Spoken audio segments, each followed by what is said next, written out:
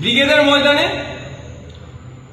26 তারিখ ব্রিগেডের ময়দানে যাচ্ছি কি যাচ্ছি না এই নিয়ে একাধিক মানুষ প্রশ্ন করছে, জানতে চাইছে যে ভাইজান যাচ্ছেন কি যাচ্ছেন না। অবশ্যই আমি মনে করি এটা ক্লিয়ার করা একটু দরকার আছে। তার আগে আমি গুটি কয়েক কথা বলব।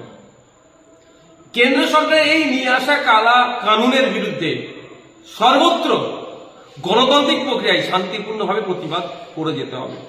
সুপ্রিম কোর্টে আমি আইনি, আমার মতো অনেকে আইনি লড়াই লড়ছেন। আগামী 5 তারিখ ডেট আছে। আন্দোলন সংগঠিত করতে হবে, শান্তিপূর্ণভাবে আন্দোলন করতে হবে। আমরা এখানে যত আন্দোলন সংগঠিত করতে পারবো দিল্লিতে ইম্প্যাক্ট হবে। আর আমাদের আন্দোলনে যদি হিংসা, আমাদের আন্দোলনে ঢুকে যদি হিংসা ছড়িয়ে দেয় তাহলে কিন্তু এর ব্যাড ইফেক্টও দিল্লিতে পড়তে পারে। সুতরাং আমরা যারা আন্দোলন যেখানে যেমন ভাবে করছি, আমাদের আন্দোলনটা যেন গঠনমূলক হয়, শান্তিপূর্ণ হয়, ধর্মনিরপেক্ষ হয়, গণতান্ত্রিক প্রক্রিয়াতে হয়। আমাদের আন্দোলন ঢুকে কেউ যদি হিংসা ছড়াতে যায় সেগুলোকে আমাদেরকে আটকাতে হবে। ভাঙড়ে আমাদের আন্দোলনে হিংসা ছড়ানোর চেষ্টা হয়েছে, হিংসা ছড়িয়েছে। জঙ্গিপুরে সেখানে পুলিশ অতি সক্রিয় হিংসা ছড়িয়েছে। আপনার বিভিন্ন জায়গাতে আমরা দেখছি এটা হচ্ছে, অনেক জায়গায় খবর আসছে পুলিশ আটকাচ্ছে, মিটিং মিছিল করতে দেবে না, এইগুলো হচ্ছে। এগুলোকেও আটকাতে হবে, শান্তিপূর্ণভাবে গণতান্ত্রিক প্রক্রিয়া আন্দোলন করতে হবে। এখন আমার পক্ষে আমি যে উত্তরটা দিচ্ছি, ব্যাপারটা হচ্ছে অনেক সময় নিজেকে আগুনে পুড়াতে হয় সমাজকে আলোকিত করার জন্য, অনেক সময় নিজেকে একটু গুটিয়ে নিতে হয় বৃহত্তর স্বার্থের জন্য।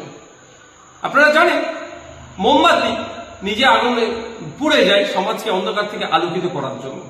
ব্যাপারটা হচ্ছে এখানে আমি যদি এখন ঘোষণা করি আমি ব্রিগেডে যাচ্ছি, আপনারা ইতিপূর্বে দেখেছেন যে জায়গায় আমরা মিটিং মিছিল করছি রাজ্য সরকার কিভাবে সেগুলোতে বাধা দিচ্ছে। ভাঙড়ে দেখুন, হাজার হাজার ছেলের নামে আমাদেরকে মিথ্যার মামলা দিয়ে দিয়েছে, আমার নামে মামলা দিয়েছে। আমি আমারটা নিয়ে ভাবি না, আমি গরিব ছেলেগুলোর কথা ভাবি সবসময়।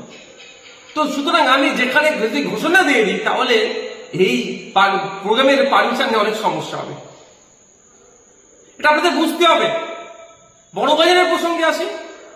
বড় বাজার যে ক্ষোভের কথাটা বলেছেন, একজন দায়িত্বশীল লিডার হিসাবে তার কর্মী অপরদের উপর অত্যাচার হচ্ছে, যে প্রসঙ্গতে তিনি আমাদের মিটিং মিছিল হচ্ছিল সেটা তো সবাই করছে, সেইভাবে রেড়ে করে উঠে সরকারকে প্রশ্ন করেনি, সেটা তিনি ক্ষোভের কথা বলেছেন।